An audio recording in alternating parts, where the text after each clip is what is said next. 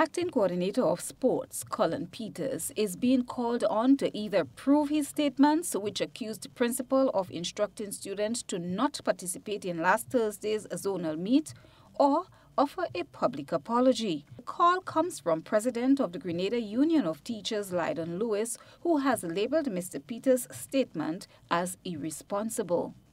We find the accusation made by Mr. Peters reckless and irresponsible in saying that principals would have instructed athletes not to take part in the games.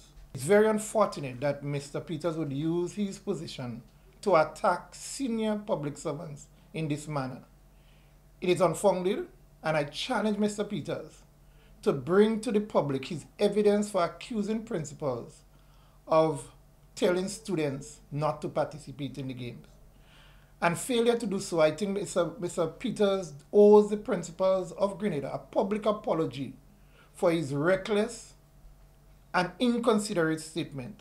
I would ask Mr. Peters to carefully consider making utterances of this nature in the future, and that a public apology is required once he does not substantiate his comments or his accusation against the principals of Grenada. Peters opted not to comment on the matter when contacted by GBN earlier today. The duty president also accused the recently appointed Chief Education Officer of attempts to reduce teachers and principals to slavery.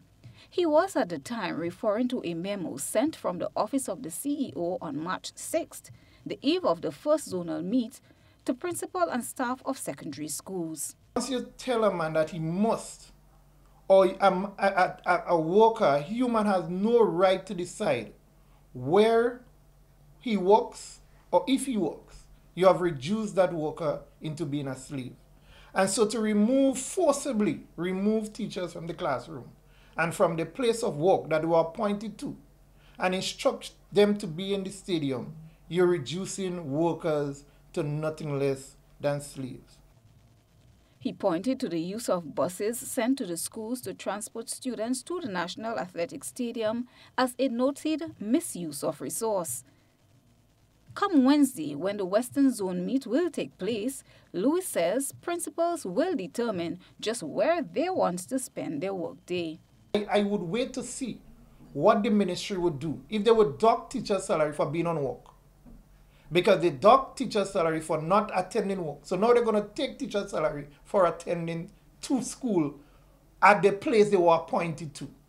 And whereas the Education Act gives them the power to say, well, you have a school there, so teachers should be there. It is up to the teacher whether or not they want to move from where they would have reported. Christelina John, GBN News.